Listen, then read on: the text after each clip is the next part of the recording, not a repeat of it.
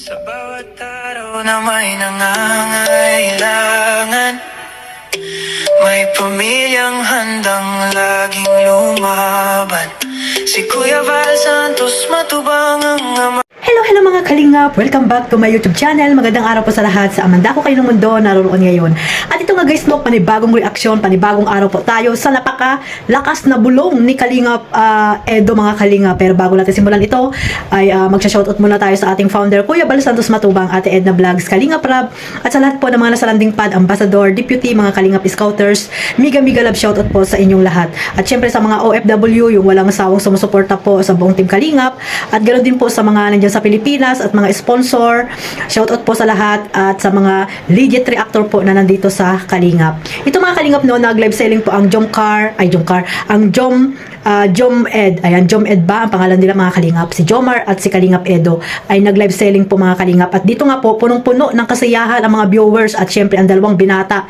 Grabe po, parang talagang in love po sila, no? Makikita po sa kanilang mga mukha na talagang masaya po mga Kalingap, no? At dito nga ay talagang punong-puno din ng mga hugot, no? Mga Kalingap ang mga sinasabi dito ng dalawa. Pero dito tayo mag-focus kay Kalingap Edo, no? At ano kaya ang masasabi lalo na ng basher ni Kalingap Edo na walang magawa sa buhay, no? Post doon sa kanyang page na grabe po yung mga ginagawang tawag dito paninira kay Kalingap Edo. Talagang galit na galit ito kay Kalingap Edo, no? Itong nagpo-post na ito sa kanyang FB page mga Kalingap. At ito ay parang talagang supporters lang ito ni Beyonce, no? Kasi nga si Beyonce lang lagi niyang pinupuri, at si Kalingap Edo daw di umano ay manluloko, no? Niluloko lang daw si Beyonce. At grabe yung mga paninira din doon sa nililink nila kay Kalingap Edo na wala namang katotohanan mga Kalingap. So ayan, no, hindi siya makamove on, no? Ito, pakinggan mo itong sinasabi na ito ni Kalingap Edo, no? Si Maye, yung Maye mga Kalingap. Si Maye na walang magawa sa buhay. Tao ba ito or animal? Kasi yung ugali niya ay mukhang animal mga Kalingap, kasi nga napaka-bastos. Grabe po, walang respeto sa kapwa niya. Siguro ito ay talagang ang taong ito ay ugaling ugaling kanto, no? May ugaling pagkakanto itong tao na ito mga Kalingap. Hindi natin siya mai-post dahil nga ay duwag, no? Wala naman siyang mukha, no, sa kanyang profile, wala din. So paano na tayo niyan, di ba? Kaya malakas ang loob mga Kalingap.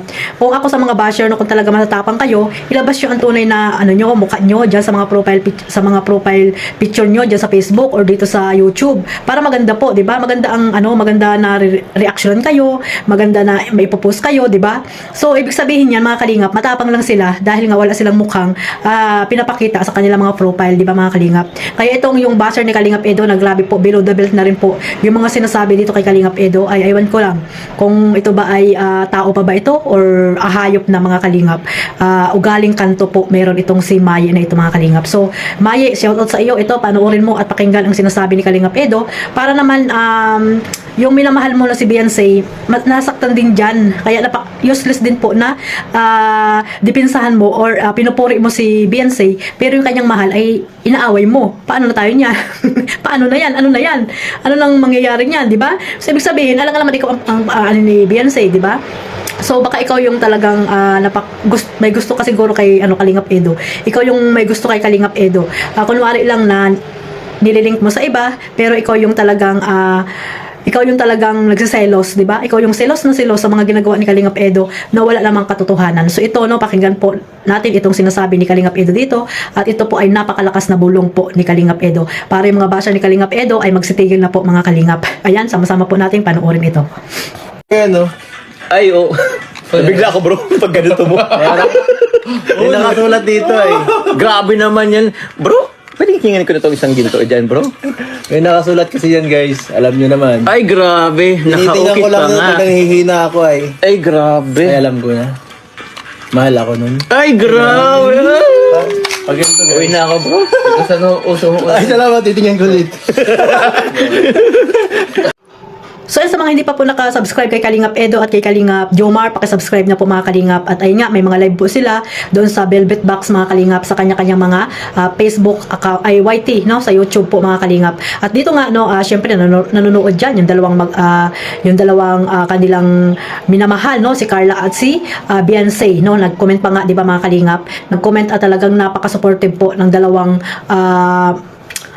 Agum at ang kanyang YP, mga kalingap, no? Ang minamahal ng dalawang binata na ito. At dito tayo mag-focus, mga kalingap, sa sinabi ni Kalingap Edo, no, na talaga nakaukit na daw po, no, sa kanyang mga daliri, sa kanyang puso na yan, no, na ang pangalan ni Bibi Beyonce ay talagang naandyan palagi, no, nakasulat, di ba? So ayun nga, bigla pa ngang na-miss ni Kalingap Jomar si Agum niya, no? Uuwi na daw siya dahil nami-miss niya si Agum niya kasi nga nakita niya doon sa singsing mismo ni Kalingap Edo na suot na nakapangalan doon, na nakatatak doon ang pangalan ni Bibi Beyonce.